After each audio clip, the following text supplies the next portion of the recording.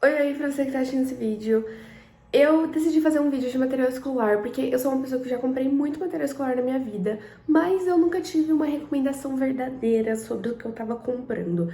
Eu via muito material famosinho e eu queria usar o que as pessoas usavam, mas as pessoas não vão falar, tipo, só que não é tão bom quanto eu tô dizendo pra você que é, porque elas estão sendo pagas pra isso. Então a gente tá fazendo aqui um vídeo de alguém que já testou todos os materiais que eu vou falar nesse vídeo aqui, então eu tenho propriedade pra falar. E não tá tendo patrocínio nenhum aqui, então a gente vai falar a verdade, nada além da verdade. Eu separei 3 itens principais pra gente fazer uma lista aí dos famosinhos, ver se vale a pena ou não, porque no geral o item famosinho de papelaria é um absurdo de caro. Às vezes viraliza um ou outro que são mais baratinhos, mas eles viralizam justamente por serem mais baratinhos, e no geral a maioria são meio que, não réplicas, mas assim, são produtos que substituem produtos mais caros. Então a base de tudo são esses mais caros que eu vou comentar. E é muito raro viralizar um que seja mais baratinho, porque quando viraliza mesmo, vai aumentando o preço. E é um absurdo de caro, mas às vezes compensa. E é isso que a gente vai ver nesse vídeo. O que compensa, o que não compensa, pra você não ter erro na hora que for comprar. Luísa, mas as aulas já começaram, já estou com o meu material escolar todo preparado, você posta esse vídeo agora. Desculpa. Eu não tive essa ideia antes. Mas assim, material escolar é uma coisa que você vai comprar constantemente na sua vida. Eu, pelo menos, quando comecei a comprar, não tinha mais isso de comprar material escolar no começo do ano. Tanto que esse ano aqui eu não comprei material escolar, porque a gente vai comprando conforme vai vendo uma coisa nova, assim, e tipo, minha caneta acabou, vou comprar uma caneta, não sei o quê. E aí, chega no começo do ano, você já tá com o material completo, você não precisa comprar mais coisa. Então, enfim, nunca é tarde pra assistir esse vídeo, entendeu? Começando pela top 1 da vida, assim, famosa Stabilo. A Stabilo tem muita variedade de produtos, né? Não é só caneta, mas eu vou comentar sobre a caneta em específico, porque é o que mais viralizou, assim, acho que foi o primeiro produto de papelaria mais famosinho que teve, assim, no mundo do Instagram. Então a gente vai focar nas canetas da Stabilo e depois a gente comenta sobre o resto. A gente vai falar sobre a Point 88, se eu não me engano, que é a caneta de ponta fina, que eu acho que é 0,7 a miligrama, assim, da pontinha dela. O valor dela que eu achei na internet tá esse aqui. Faz muito tempo que eu não uso. Eu usei lá em 2018, quando eu comecei a comprar essas coisas e tudo mais. E depois eu nunca mais comprei. Então aí a gente já vê um detalhezinho aí do será que eu gostei, será que eu não gostei.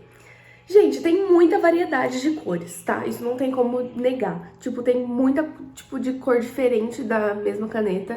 E isso é muito bom para quem, principalmente para quem gosta de fazer color code e tudo mais. E aí você usa vários tons diferentes da mesma cor para fazer um resumo. E aí você consegue diferenciar subtítulo de tópico, de título. Então eu gosto dessa variedade de cores. Por ser uma marca bem antiga, eles foram desenvolvendo ao tempo, então eles têm muita variedade. Com o tempo surgiram outras opções um pouco mais em conta dessa caneta. Tem muita Stabilo, tipo, falsificada mesmo, que vende em papelaria, assim, de bairro, que até o formato da caneta, até, tipo, o tubinho da caneta é amarelo, igualzinho Stabilo, mas é bem mais barato. Mas também, assim, falando sobre marcas mesmo maiores, tem a própria Bic, que chegou a fazer caneta de ponta fina, que é Bic Intensity. A Faber-Castell também tem a Fine Pen deles, que inclusive é o mesmo, tipo, o formatinho da caneta é a mesma coisa do marca-texto deles. Isso é confuso, eu acho, porque eu nunca tive os dois, assim, pra usar ao mesmo tempo, mas eu acho que deve confundir, porque você não sabe se tá pegando a caneta ou se tá pegando o marca-texto. Eu não sei de onde eles tiraram essa ideia. Mas enfim, quem sou eu pra julgar também? E conforme, então, como eu disse, né, foi viralizando e surgiram essas outras opções. O que eu acho de caneta de ponta fina no geral? Ela é muito boa pra quem tá começando, porque, tipo, quem tá começando vai gostar dela, porque ela não falha. Ela tem uma fluidez muito grande na tinta e ela não solta muita tinta. Ela vai manchar o seu caderno, se você usa caderno comum, assim, gramatura 56, vai manchar a parte de trás do seu caderno por conta da tinta, mas ela não é aquela caneta que, igual em gel, que ela sai muita tinta, não é exatamente isso. Mas a ponta dela não vai deixar com que falhe a escrita. Então quem tá acostumado a usar caneta esferográfica, que é a maioria das pessoas, né, que antes de começar a comprar essas coisas, usa caneta esferográfica.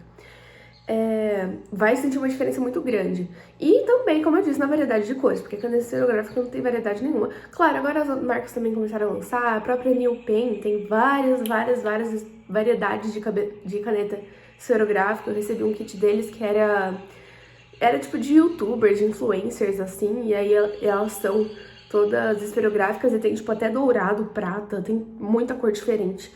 Mas, então, as pessoas compravam principalmente por essa variedade de cores e por não falhar a caneta. Ela tem uma escrita gostosinha também.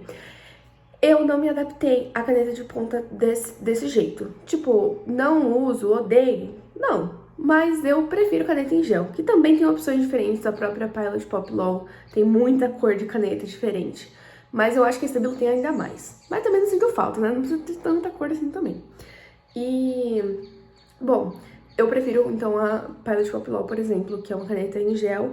Eu gosto mais da escrita dela, mas ela é um pouquinho mais cara ainda do que a Stabilo. Então, é o que eu tô falando, que a Stabilo é cara.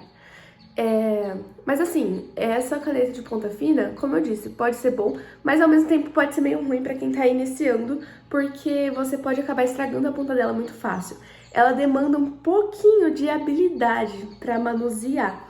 Então, por exemplo, se você escreve assim, na diagonal no caderno, não vai pegar a caneta. O quanto mais 90 graus você consegue ficar com a caneta, melhor, porque a tinta dela vai sair melhor. Então, se você usa meio, tipo, eu costumo escrever com a caneta meio assim no papel, minha mão é o papel, tá? Essa aqui é a caneta. Ela vai, não funciona, só não funciona, não sai tinta. Então, você tem que começar a acostumar a escrever um pouquinho mais em pé. E, como eu disse, vai manchar a parte de trás do seu caderno. A caneta em gel pode manchar um pouquinho, mas a maioria das Pilot Poplar não vai manchar tanto, não. A Stabilo vai manchar mais. Segundo item, vamos para o polêmico caderno inteligente, que, enfim, né, o que dizer. Esse caderno surgiu com a ideia, a proposta de ter folhas reposicionáveis, foi a principal coisa dele.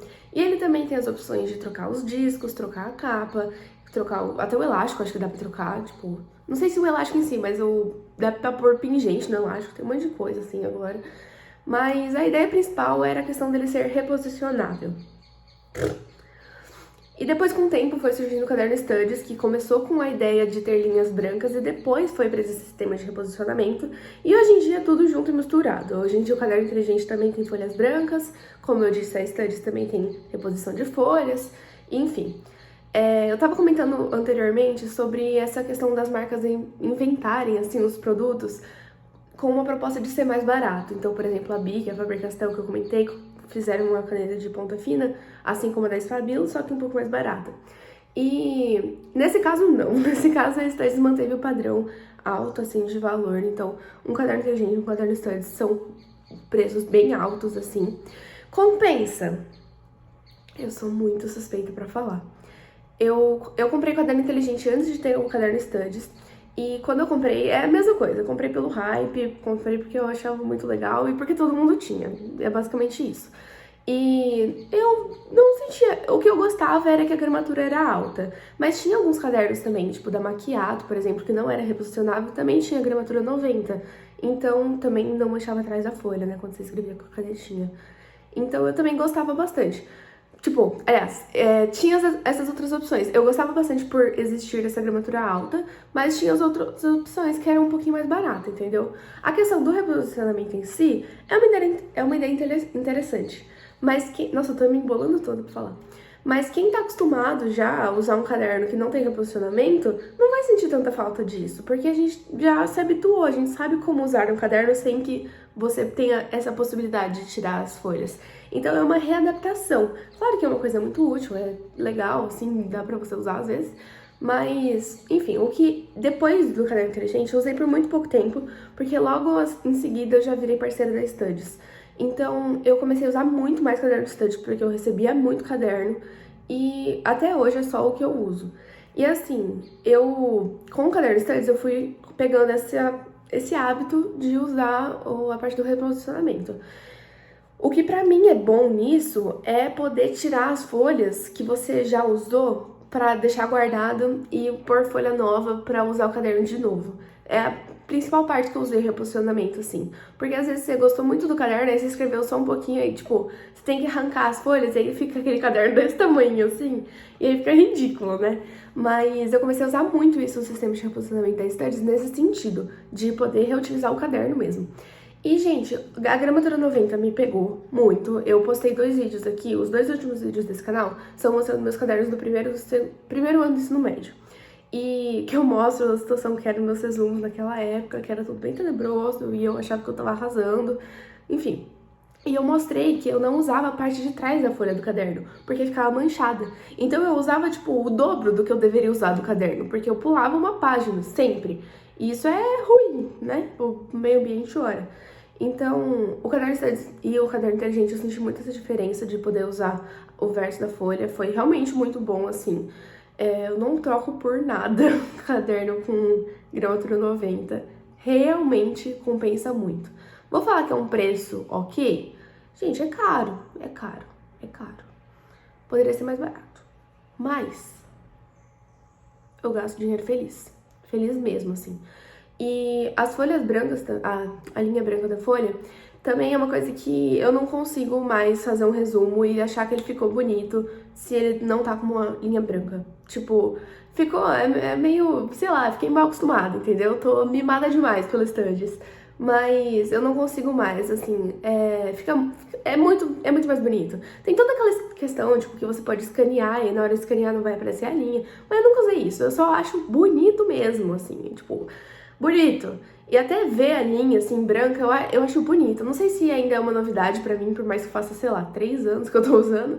Mas eu adoro, eu acho realmente muito bonito mesmo, assim. E atualmente a Studies tá com, tipo, tá com uma vibe, assim, de estética muito eu, assim.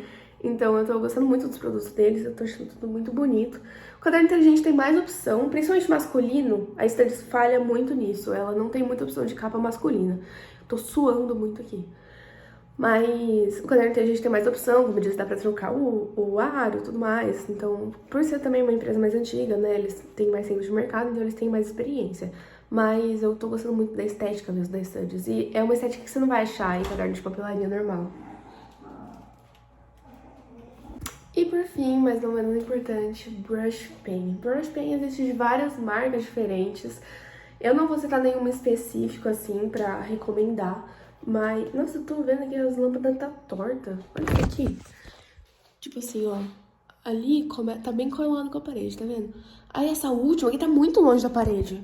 Não sei quem fez isso aqui. Enfim, brush pen, eu vou comentar sobre algumas marcas específicas, mas não vou... Aliás, ó, não vou falar, tipo, a Stabilo, eu falei, Stabilo. Caderno inteligente, falei caderno inteligente. Agora é brush pen no geral, ok? Tem um vídeo aqui no meu canal que pegou, tipo, quase 7.000 visualizações. Tipo, é um vídeo que foi muito bem aqui no meu canal, pra ser um canal pequeno, né? Foi um vídeo muito bem. E é um pen teste das canetas bicolores da Faber-Castell. Recomendo muito esse vídeo. É um vídeo que já passou, tipo, é bem antigo, assim, mas ele tá muito bem feito. Naquela época eu fazia vídeos muito bem feitos. Não que hoje não faço, mas enfim. Eu gostava mais daquela época. Enfim. E eu recomendo naquele vídeo você começar a fazer brush lettering com aquele tipo de caneta e não com brush pen. Só que hoje em dia tá tão banal, assim, banalizaram tanto a brush pen, tem brush pen de tudo quanto é tipo, tem brush pen tão baratinha, assim, que aí às vezes até compensa, entendeu? É que eu acho muito mais fácil usar aquelas brush pens e aquela caneta lá do que brush pen, pra você começar a aprender. Mas... como é tão barato também, se quiser compra, sabe? Aí você testa, aí você vai se ferrar sozinho, você vai ver que é difícil começar direto pelo brush pen, mas você não pagou caro naquilo, tá ótimo. É porque na época só tinha brush pen muito cara, tipo, não tinha nem no Brasil quando eu comecei a fazer lettering, assim.